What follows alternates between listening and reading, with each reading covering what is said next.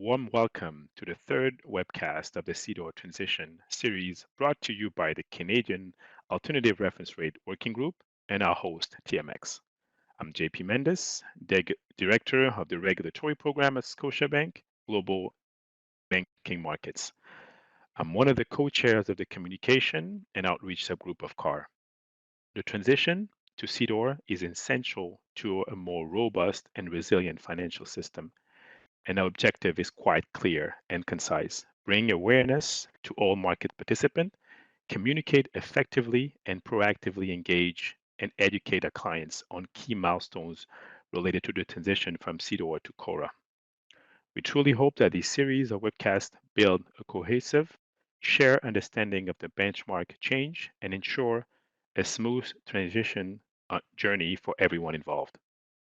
The second webcast was primarily focused on the transition of Canadian rate derivatives to CORRA. Today's session, the focus will be on cash securities. A panel of industry experts has been put together to deep dive into this topic, and it will be moderated by Dan Parrack, Managing Director of Debt Syndication for CIBC Capital Markets, one of the co-chair of the cash security subgroup of CARR. Along with Dan, Jacqueline Zito, Director of Investment Program at Kenso Investment Counsel Limited. I will let Dan introduce himself, and his fellow panelists will provide their insight on cash security insurances such as floating rate and structure notes, securitization, and capital securities during the transition period, and walk us through some of the challenges ahead of June 2024 cessation date. Over to you, Dan. Welcome, everyone. My name is Dan Parrack, and I'm a Managing Director and Head of Canadian Debt Syndication with CIBC World Markets in Toronto. I'm also the co-chair of CARR's Cash Securities Subcommittee, along with Jackie Sato from Kenso Investment Counsel. On behalf of CARR's subcommittee, I'm pleased to introduce today's webinar discussing the transition of Canadian cash securities to CORRA. The agenda for today's discussion will include an introduction of today's panelists, a brief overview of CARR's Cash Securities Subcommittee, its mandate, and its work completed to date, followed by a discussion with our panelists regarding the transition to CORRA as seen through the lens of dealers, issuers, and investors. With no further ado, I'm delighted to introduce some of my fellow subcommittee members and panelists for today's discussion. Greg McDonald, Head of Canadian Financial Institutions Origination at TD Securities. David Weingarden, Senior Specialist, Treasury, Canada Mortgage and Housing Corporation. Yatendra Killer, Vice President, Treasurer and Compliance Officer at Honda Canada Finance, Inc. And lastly, Carl Pelland, Vice President, Fixed Income and Co-Head of Corporate Bonds at Addenda Capital. Before we dive into the questions for our panelists today, we believe a little context may be important for those tuning in. CARR's Cash Securities Subcommittee was created in January 2022 and includes representation from Canadian dealers, investors, and issuers. The subcommittee's mandate includes four primary items. First off, to determine the scope of affected CDOR securities with CDOR exposure past the CDOR cessation date of June 28, 2024. The committee determined this number to be just over $145 billion between corporate, government, and NHA MBS securities. Structured notes were not part of the scope of the committee work. Number two, to recommend consistent fallback language and issuance conventions for all new issue securities ahead of June 2023's deadline, the date when the Canadian new issue market will no longer be able to issue CDOR-based securities. Number three, to recommend a solution for those securities deemed tough legacy. Tough legacy securities are those with CDOR exposure past June 2024 with no or insufficient fallback language. Lastly, to educate the market on recommendations and communicate timelines as they become available. The committee's progress to date has resulted in the near completion of standardized term sheets for CDOR and CORRA-linked securities that will be published shortly via the Bank of Canada and CARR, the goal of which is to provide consistency amongst offering documentation going forward regardless of issuer or originating dealer. The second main item will be the introduction of a market notice intended to identify potential tough legacy securities and recommend a collaborative solution between investors and issuers to amend documentation in an effort to promote transparency and market efficiency come June 2024's CDOR cessation date. Now, with that background in hand, let's open the floor to a discussion. My first question will be directed at Greg McDonald from TD Securities. From a dealer perspective, Greg, how have you been able to assist clients looking to issue new securities during the transition from CDOR to CORRA?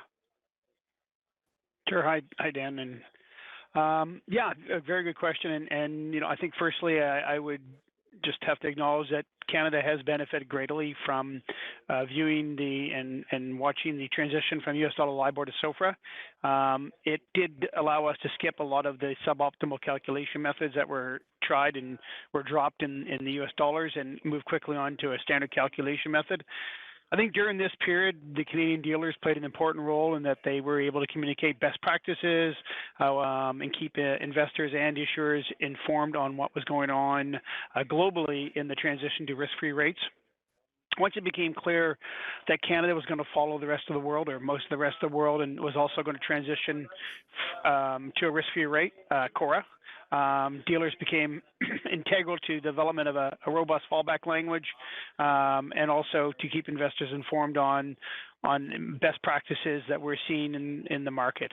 You know, as we prepare for the end of CORRA, or excuse me, at the end of CDOR, at the end of June 2024, and perhaps more immediately, or the end of a new CDOR risk at the end of June 2023, dealers need to ensure that issuers are following these best practices, including adhering to and respecting the terms that were provided in our draft strawman term sheets as they prepared for the transition.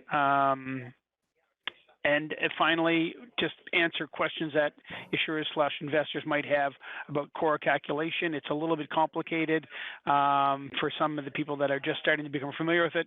I definitely want to make sure that the dealers are there to help you work through these processes. And I really hope at the end of this process that all the investors and issuers in this market feel that they were well informed from the dealer community and there are no surprises. Well, thanks for that, Greg. It's good to have a leg up with other jurisdictions coming before us, and good segue there with the dealers are there to help as well.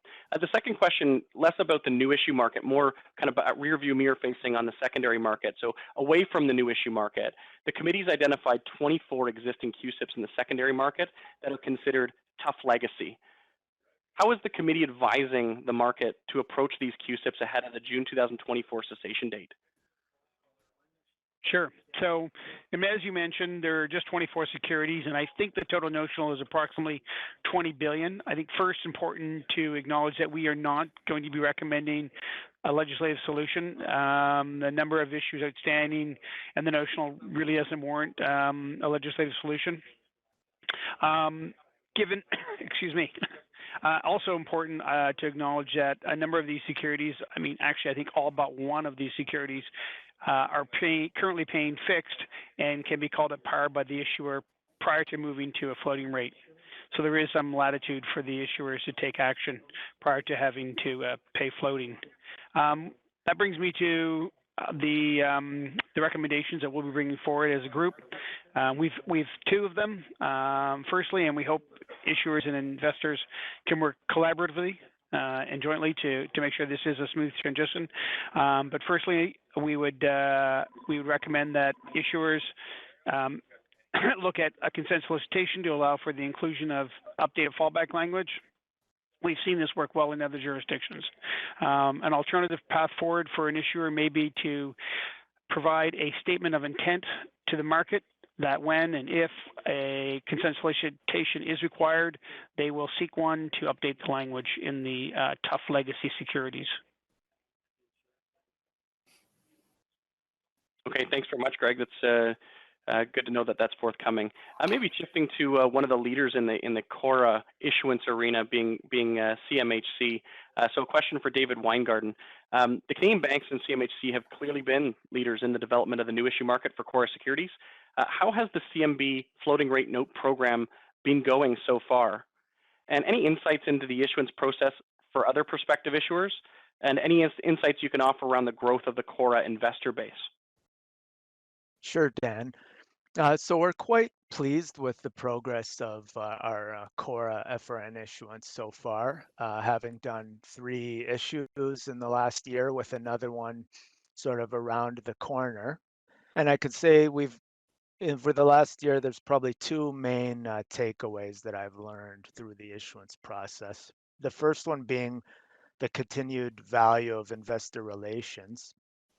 We did, leading up to our inaugural deal last May, we did about 30 targeted IR calls with selected domestic and foreign investors, both to soft sound interest in our upcoming deal because we had less visibility than we would normally have leading up to a deal, but also to have a good 2-way conversation and get feedback from what the investor base was thinking and sort of see if there were any patterns there. And quickly we learned or heard over and over again the same sort of 2 concerns, one being valuation, obviously, and then the second one being secondary market liquidity. So that was a very valuable takeaway and helped us tweak our issuance process a little bit, which was our second takeaway. So given it was a new product and the concerns around valuation, we thought we would add about 10 minutes of extra discussion time during the launch process for discussion with our lead dealer group on the pricing. As we know, there's a little bit more complexity with valuing and pricing a CORRA product, adding that CORRA CDOR basis to the mix, another layer. So we just felt like rather than rushing, we wanted to have a more fulsome discussion, get any points that we may have overlooked in sort of our old process. And also because we had, with a newer product, a little wider range of views than we would have normally seen in the CDOR space. And we've continued that extra time, even as those recommendations and pricing thoughts have tightened up subsequently. And I think it's borne out in terms of performance of our deal, in terms of investor participation.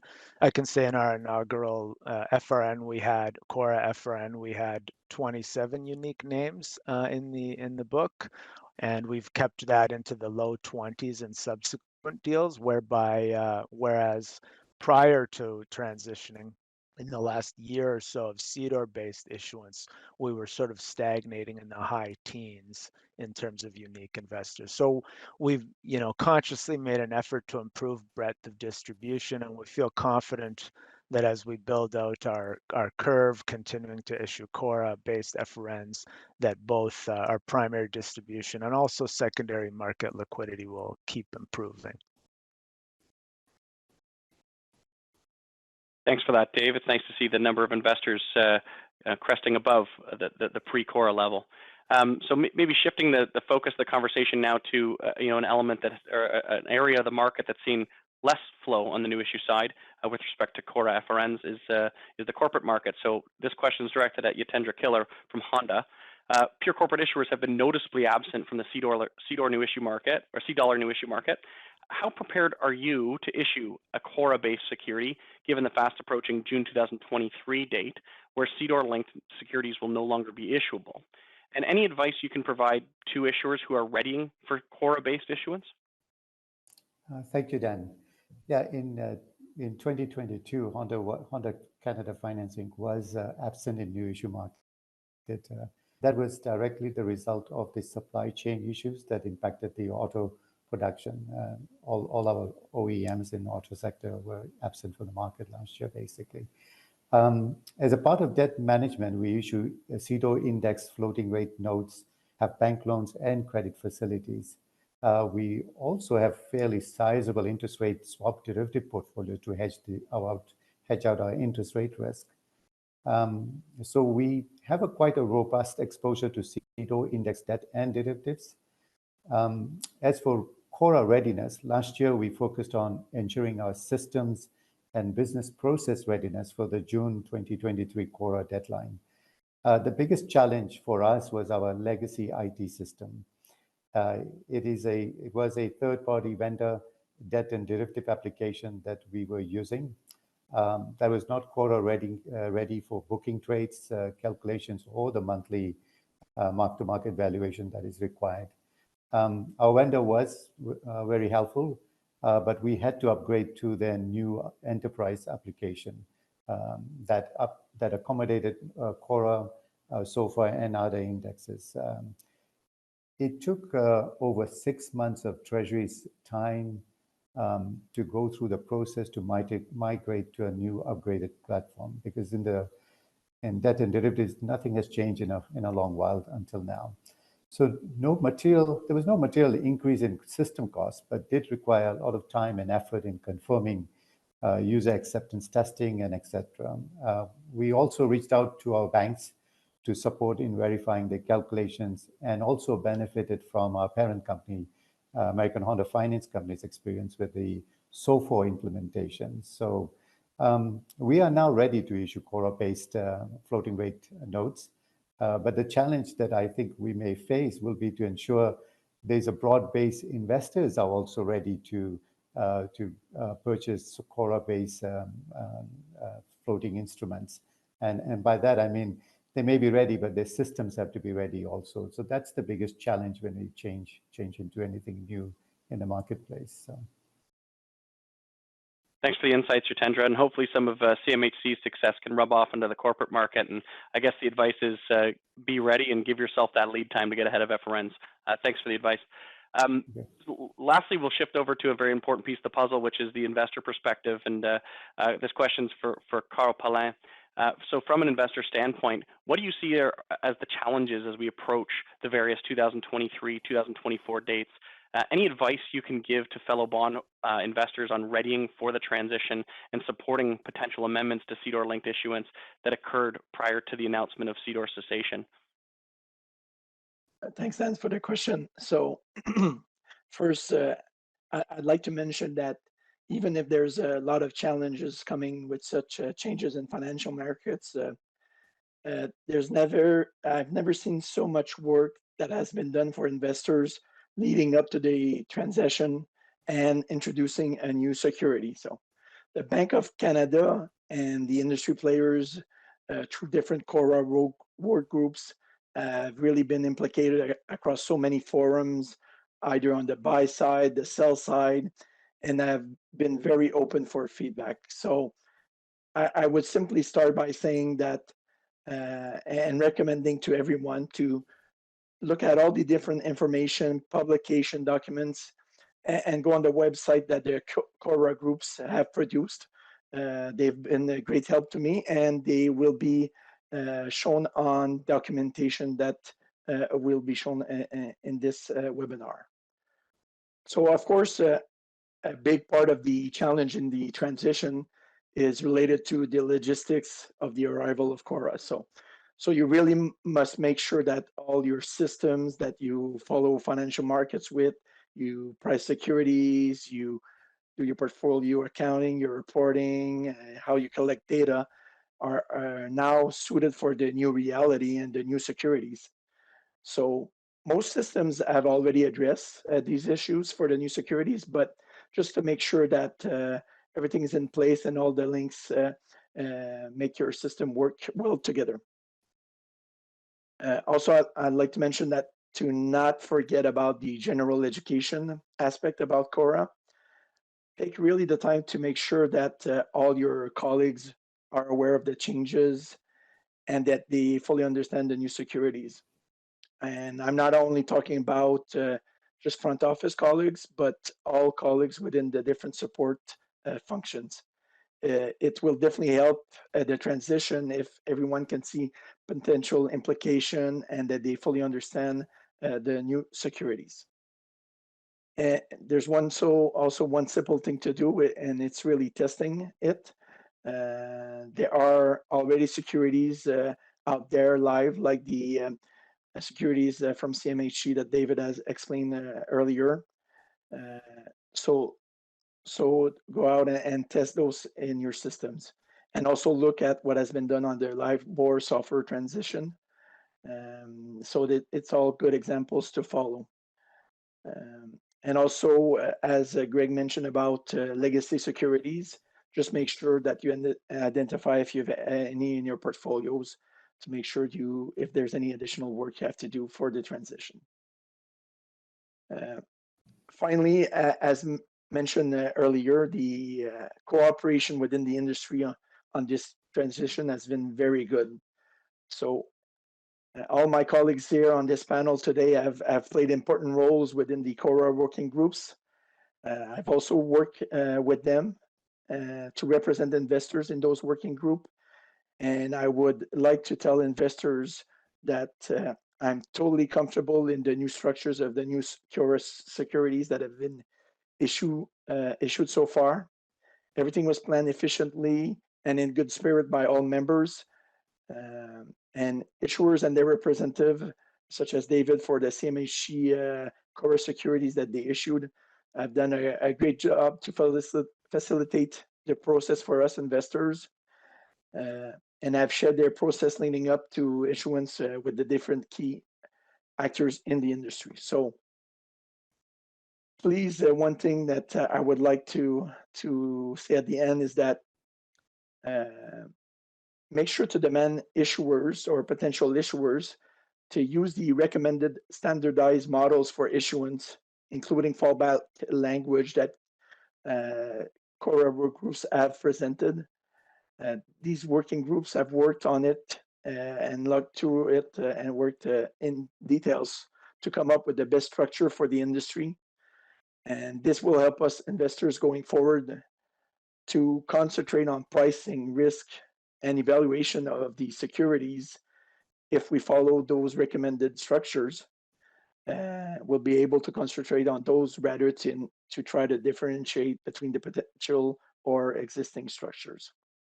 So on these recommendations, good luck to all investors in this transition. Thanks for that, Carl. That's great. There is lots of literature available out there with Bank of Canada and CARR, and we do hope that the whole market uses the recommendations. It will create market efficiency going forward. So thanks for those comments. So that concludes our panel discussion for today. So with that, thank you to all our panelists for joining the discussion. To wrap up today's topics, we'd like to leave you with a few takeaways with respect to CORRA transition from the cash securities perspective. First off, as of June 2023, the Canadian market will no longer be able to issue CDOR-based securities, so issuers need to be versed in appropriate fallback languages or issue versus CORRA directly. 2, the introduction of standardized term sheets with recommended fallback language will be made available in the near future via the Bank of Canada website and CARR. 3, a collaborative approach between issuers and investors may be needed to amend existing documentation of tough legacy securities existing in the market. A market notice should be forthcoming via the Bank of Canada and CARR with respect to this item. And lastly, education will be key to ensure issuers and investors' preparedness for the transition to CORRA. Canada has had the benefit from seeing various IBOR transitions occur in other jurisdictions, but it is still incumbent on all market participants to be informed. To the viewers of today's webinar, thank you for watching. If you have further questions, please feel free to reach out to the list of contacts at the Bank of Canada, CARR, or a member of the Cash Securities Subcommittee. With that, have a great day. Thank you for tuning in. We truly hope you appreciated getting some colors and perspective from our industry expert regarding the transition of Canadian cash securities. Before wrapping up, here are some key takeaways. By June 30th, 2023, all new Canadian dollar interest rate derivatives contract and cash securities referencing CDOR, with limited exception, will have transitioned to CORRA. Having said that, market participants have a relatively short window to take all necessary steps to transition to an alternative benchmark rate. Therefore, no net new CDOR exposure is expected after that date, with limited exception for tough legacy securities. Having said that, it is essential that a collaboration between insurers and investors take place to tackle tough legacy securities. Education, which is one of our mandates, is key to ensure that issuers and investors' preparedness in this transition. Thank you again. Stay tuned for our next webcast. The next one will be focused on term CORRA.